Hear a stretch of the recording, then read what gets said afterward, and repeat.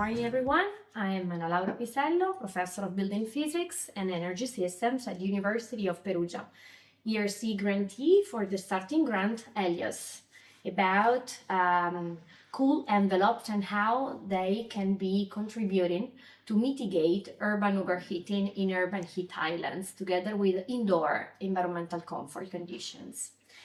How the product, the technology was created. This was part of my PhD that I carried out here at the University of Perugia with a long-term stay at Columbia University in New York City, where we actually developed specific cool tiles, also suitable for application in historical buildings. What does it mean? Cool means that they have relatively higher solar reflectance and thermal emissivity, which allows the solution to totally passively, in a passive way with no energy needs, to reduce surface temperature of building envelopes, with a lot of benefits like indoor environmental comfort, outdoor environmental comfort and urban overheating mitigation, and at the same time also durability and also some photocatalytical, performance.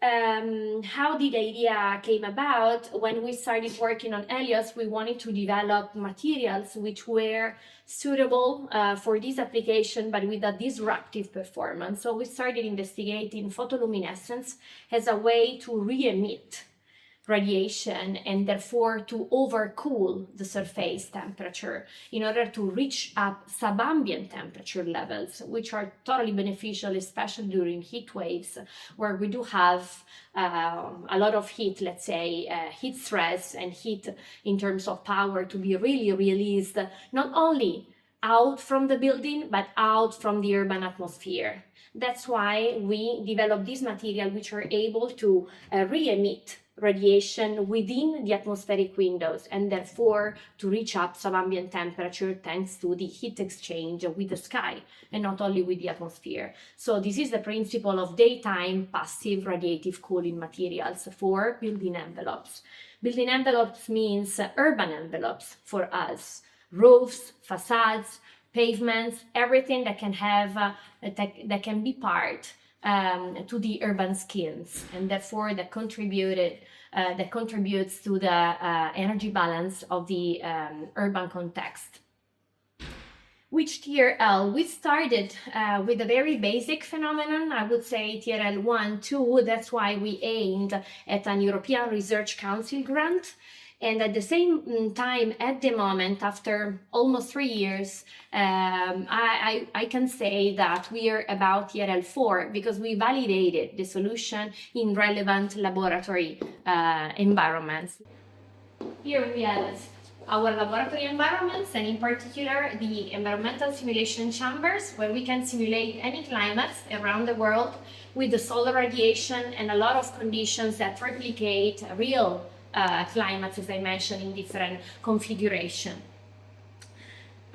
So since the first prototypes, of course, we faced many obstacles, I would say, and we started to rethink about the solution in order to be really scaled up. But to be honest, we are pretty much consistent with respect to the initial idea.